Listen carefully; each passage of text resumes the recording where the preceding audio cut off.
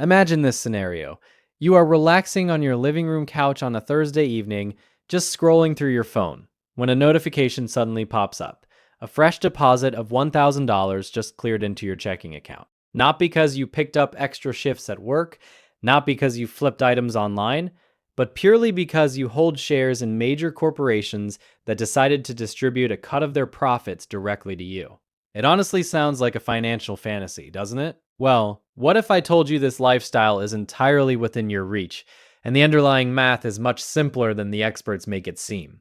We are going to break down exactly what it takes to build a portfolio that pays you to simply exist. But before you start envisioning yourself as some elite Wall Street tycoon lounging on a yacht, let me ground you in reality for a second. Generating a reliable $1,000 every single month from dividends is not some magic cheat code to instant riches, and it is certainly not going to happen by next Tuesday. But here is the fascinating reality that shocks most people when they look into this. It is also nowhere near as impossible as society makes it out to be. The real puzzle isn't whether everyday people can pull it off, but exactly how much capital needs to be deployed to turn that monthly cash flow into a reality. And this is the exact spot where most folks get completely lost in the financial weeds. The total amount of cash required rests completely on a crucial metric known as dividend yield. In plain terms, it is the annual percentage of your invested capital that gets handed back to you as a cash reward. Picture it like putting your cash into a high-yield savings account paying out 3% interest. You have a very clear idea of what your guaranteed return will look like. Dividend yields operate on a very similar wavelength, but instead of standard banking interest, you are collecting real checks from actual global corporations, simply for holding a slice of their enterprise. However, things can get incredibly deceitful here, trapping even seasoned players in the market. Not every yield is built the same, and hunting for the absolute highest percentage you can find is an absolute trap. It looks incredibly appealing at first glance, but it will absolutely wreck your portfolio in the long run. Let's set the scene with a quick comparison. You are browsing for dividend-paying assets, and you spot two different paths. Corporation X is floating a steady, reliable 4% dividend yield, while Corporation Y is waving a flashy 11% yield right in your face. Your immediate gut reaction is probably going to be to grab that 11% and pull in almost triple the cash flow for the exact same investment. But hit the brakes for a second, because that 11% payout might exist for some incredibly toxic reasons. Occasionally, an abnormally huge dividend is just like a massive clearance sign at a struggling retail shop. Everything is heavily discounted because the merchandise is fundamentally flawed. In the financial realm, a bizarrely high yield usually flashes a massive warning sign. It often means that the business is bleeding cash, causing the stock price to absolutely tank, which artificially inflates that yield percentage. It could also mean they are distributing way more money than they actually bring in, meaning those fat dividend checks will vanish quicker than free pizza in a college dorm. This is exactly why savvy income investors usually hunt for sustainable yields, hovering between 1% and 5%. Yes, I know that sounds incredibly boring compared to those wild double-digit promises. But remember the ultimate goal here. We are trying to build indestructible, sustainable wealth, not blindly gamble our hard-earned cash on unpredictable companies that might slash their payouts to zero tomorrow morning. So, let's look at the hard math required to hit that $1,000 monthly target, which translates to a solid $12,000 a year in purely passive income. Depending on exactly which dividend yield you are targeting, the total capital required shifts dramatically, and I mean a massive difference. Let's kick things off with a highly conservative strategy. Suppose you park your cash in a broad, stable fund that pays out roughly a 4% annual yield. This is the type of asset packed with deeply entrenched global giants, the unexciting everyday businesses that have been writing checks to shareholders for over 50 years. Think of your major telecom providers or the massive household brands that supply your toothpaste and laundry detergent.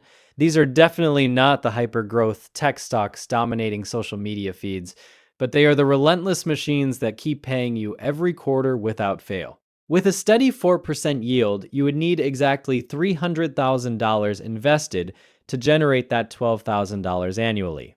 I can already hear the collective gasp through the screen at that $300,000 figure, but stick with me, because there are faster ways to get there. What makes this strategy so incredibly powerful isn't just the starting payout.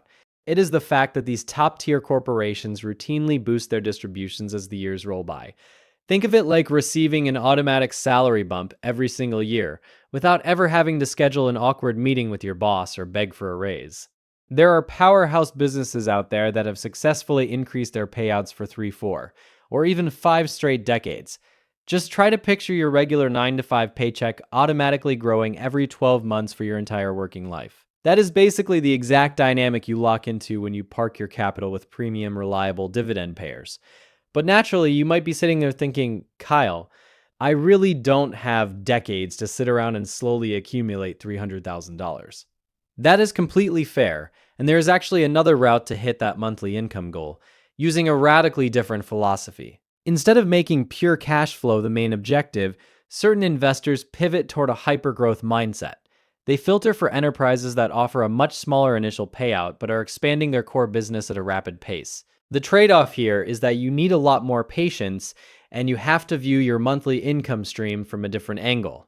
Let's break down how this alternate reality works. Instead of sliding your cash into that 4% yield category, you funnel your resources into a growth-heavy portfolio that only throws off about a 1% dividend, but balloons in total value much faster. Running the math on a 1% yield means you would need to stack up around $1,200,000 just to clear that $1,000 monthly threshold purely from dividends. That probably sounds completely ridiculous at first glance. However, the hidden advantage is that because the asset value climbs so aggressively, you can actually reach your cash flow target earlier by strategically liquidating tiny slices of your portfolio over time, rather than just waiting for the corporate checks to clear. Now, I completely understand if you are thinking that this liquidating strategy sounds way too complex for something that is supposed to be passive. You are completely right to raise an eyebrow at that. The genuine beauty of classic dividend investing is the absolute lack of friction.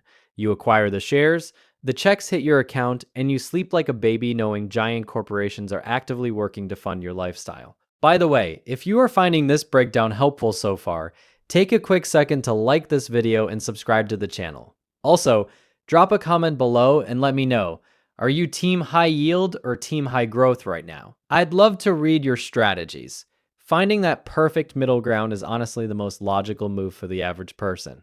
If you anchor your cash into a broad market index that blends a respectable 2% dividend yield with solid upward momentum, you are looking at needing roughly $600,000 to generate your $1,000 a month.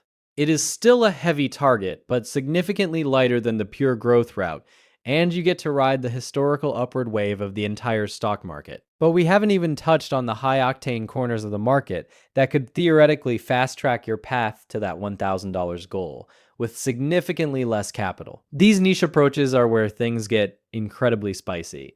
And by spicy, I mean they can pad your wallet beautifully, or absolutely obliterate your progress if you fly blind. A wildly common tactic is sector-specific investing, which basically means aggressively stacking all your chips onto one specific industry and praying that industry doesn't collapse. Take the energy sector as a prime example. These heavyweight corporations frequently push dividend yields right up to the 5% mark. If you run those numbers, it means you would only need to inject about $240,000 to hit your monthly objective. That sounds absolutely brilliant on paper. But go ahead and ask anyone who went all in on oil operations during extreme market dips how their portfolio handled the chaos. You are effectively gambling on an entire ecosystem. When global demand peaks, the dividends flow like a river, but the second the economic winds change direction, those massive payouts can vanish instantly. Another highly debated route involves real estate investment trusts, which the finance crowd simply refers to as REITs. These are heavily structured corporate entities that acquire, manage, and operate commercial real estate, and by law, they are forced to distribute the vast majority of their taxable income right back to their shareholders. It is the ultimate hack for collecting rent, without ever having to patch a leaky roof or evict a terrible tenant in the middle of the night. A solid chunk of these real estate trusts will easily deliver yields around the 6% range, meaning you could potentially cross that $1,000 monthly finish line with a flat $200,000 invested. But this is exactly where the real estate game gets a little treacherous.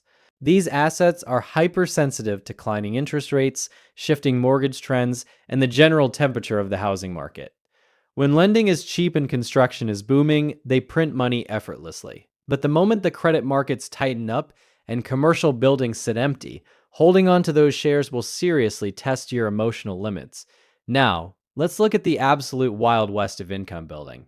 Hand-picking individual stocks. This is basically trying to play hedge fund manager from your living room sofa, usually without the fancy research terminals. You might stumble across a single company flashing a massive 7% or 8% yield, which means in a perfect world, you would only need about $150,000 to $170,000 to hit that $1,000 monthly target. It is incredibly seductive, isn't it? But you have to face the brutal reality of stock picking. You are putting all your chips on the business execution of a tiny group of executives. Sometimes it pays off beautifully. Other times, you log into your brokerage account on a random Tuesday to find out they slashed their dividend in half because earnings tanked. I have watched people aggressively chase these massive single stock payouts like they are trying to get into the hottest new nightclub in town, only to be completely devastated when the doors suddenly shut. This perfectly segues into a critical element that almost everyone ignores when they get blinded by the dream of cash flow: the sustainability metric. Finding a massive payout today means absolutely nothing if the company cannot sustain it for the next 3 decades. Think about it like a marriage. You are entering a long-term partnership with these corporations, and you need someone who is fiercely loyal and financially stable. You absolutely do not want a partner who flakes out and takes your monthly cash flow with them. This is exactly why the most successful income builders completely obsess over dividend aristocrats. These are legendary businesses that have successfully increased their payouts for at least 25 consecutive years. We are talking about absolute titans like Coca-Cola, Procter & Gamble, and Johnson & Johnson, the unsinkable ships of the financial world that keep writing checks through global recessions and market crashes. But here is the ironic twist. These bulletproof companies usually only yield around 3 to 4%, meaning you are back to needing roughly $300,000 to $400,000 to hit that $1,000 monthly anchor. The incredible trade-off, however, is that this income stream is practically as reliable as the sunrise. Let's transition over to the actual mechanics of timing, because this is where building a portfolio turns into a genuine life strategy. Looking at a target of $300,000 or $400,000 to generate your $1,000 monthly cash flow can feel completely suffocating right now. But the secret is that you are not supposed to drop a massive pile of cash all at once. The reality is that the wealthiest investors assemble their portfolios piece by piece over several years by leveraging a strategy known as dollar cost averaging. Instead of agonizing over how to find hundreds of thousands of dollars by next week, you simply start by deploying $400 or $800 every single month into high-quality assets. As the months pass, your capital pool expands, and those quarterly payments you receive are immediately pushed back into the market to purchase even more shares. Those new shares produce even more cash, which buys even more shares. It is the ultimate financial snowball, except it is rolling straight toward your ultimate financial freedom. Yet, this is the exact stage where so many beginners completely sabotage their own progress, permanently costing themselves massive amounts of future wealth. They get the thrill of seeing those first few dividend deposits hit their account, and they immediately spend the cash instead of turning on the automatic reinvestment feature. Doing this is exactly like planting an apple tree and then aggressively eating all the seeds instead of putting them back in the ground to cultivate a massive orchard. When you actively choose to reinvest those payments, you are quite literally ordering your money to clock in and go to work for you while you are sleeping or streaming your favorite shows. It is the closest thing to legal money printing that exists in our economic system. Even so, the vast majority of amateur investors treat reinvestment like some boring optional toggle rather than the ultimate wealth-building accelerator it truly is. Let me hit you with some ruthless mathematics to show you exactly how this reinvestment engine propels you toward that monthly target. Imagine you kick things off with a $60,000 foundation and a solid fund yielding 4%. In your very first year, you will collect roughly $2,400 in cash distributions. It is definitely not enough to quit your job, but here is where the magic ignites. If you automatically reinvest that $2,400 instead of blowing it on a weekend trip, your new portfolio base is $62,400. The following year, your 4% yield is multiplying against that larger balance, generating an even bigger payout. It might feel like watching grass grow initially, but the compounding math is relentless. Fast forward a decade, and that original $60,000 has swelled to almost $89,000, and it is now throwing off over $3,500 in annual passive income. Push that to 20 years, and you are sitting on over $131,000, producing more than $5,200 every single year. And keep in mind, that explosion in value assumes you never added another single dollar of your own money after the initial deposit. Now, pair that compounding machinery with your own steady monthly deposits. All of a sudden, that intimidating $300,000 mountain begins to look entirely conquerable. It is basically dividend growth and compound interest joining forces to aggressively build your net worth, while you are totally off the clock. But we need to address a harsh reality that completely bursts the bubble for a lot of daydreamers. The tax man. Look, discussing taxes is roughly as enjoyable as sitting in a dentist chair, but ignoring the IRS is like budgeting for a massive vacation and forgetting to calculate the cost of flights. Depending entirely on where these assets are stored, the government is going to demand a slice of your monthly cash flow. If you are operating out of a standard brokerage account, those payouts are generally categorized as taxable income. Yes, some payouts get favorable treatment and are taxed at lower capital gains rates, but it still eats into your bottom line. Earning $1,000 on paper might actually leave you with just $750 or $800 to spend, meaning you realistically need to target closer to $1,350 or $1,400 a month in gross dividends, just to secure your true financial goal. This exact hurdle is why specialized retirement accounts become your ultimate secret weapon.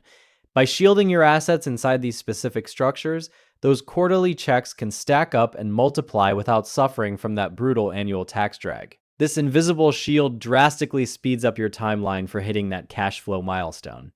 However, there's a very real catch you have to accept. You generally are entirely locked out from spending those funds without facing steep penalties until you hit standard retirement age, which completely clashes with the fantasy of quitting your job in your 30s. Speaking of early retirement, we have to confront a massive, uncomfortable truth that a lot of people refuse to acknowledge.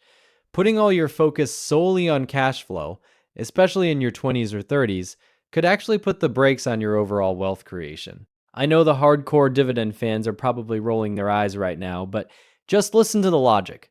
When a corporation hands you a fat dividend check, they are literally giving away capital that they could have used to expand their own operations. For an older, heavily established business with nowhere left to grow, distributing that cash makes perfect sense. But for younger, aggressive companies, keeping that money in-house usually generates vastly superior returns over the long haul. It is essentially the choice between taking a small guaranteed weekly allowance or letting the family business reinvest the cash to eventually make you 10 times wealthier. This is precisely why many wealth managers aggressively push for a total return strategy, especially when you are decades out from needing to touch the funds. Instead of needing that full $300,000 to safely generate your $12,000 a year from payouts, you might only need to build up $150,000 in a hypergrowth portfolio. You would secure that exact same $12,000 by periodically slicing off tiny fractions of your shares, and you would hit that $150,000 benchmark significantly faster than the dividend-heavy approach. But let's be completely real for a second. There is an undeniable psychological thrill to seeing cold, hard cash randomly appear in your checking account that you just do not get from watching a number on a screen slowly tick upward. It feels incredibly tangible. It feels like you are getting paid an actual salary for sitting on your couch and doing absolutely nothing. And honestly, we cannot just sweep that psychological element under the rug. Investing is an incredibly emotional journey. If collecting those physical payouts is the one thing that stops you from panic selling during a crash and keeps you fully committed to the process, then that mental advantage is infinitely more valuable than the theoretical math behind a pure growth portfolio. It is about knowing yourself and building a system that you will actually stick with when the markets inevitably get chaotic. So, there is your complete breakdown of the mechanics behind securing a steady stream of passive income. Whether you decide to steadily build up that $300,000 foundation for a secure 4% yield, or you decide to roll the dice on riskier sectors requiring a fraction of the capital, the blueprint is right there in front of you. The true hurdle is not whether the math works, but whether you are actually going to pull the trigger today instead of waiting around for some flawless market condition that is never going to arrive. Remember, every massive portfolio out there began with one simple transaction. Thanks for watching. If you enjoyed this video, don't forget to like and subscribe. Let me know in the comments what is the very first dividend paying asset you plan on adding to your portfolio. See you in the next video, and remember, stay smart with your money. Take care.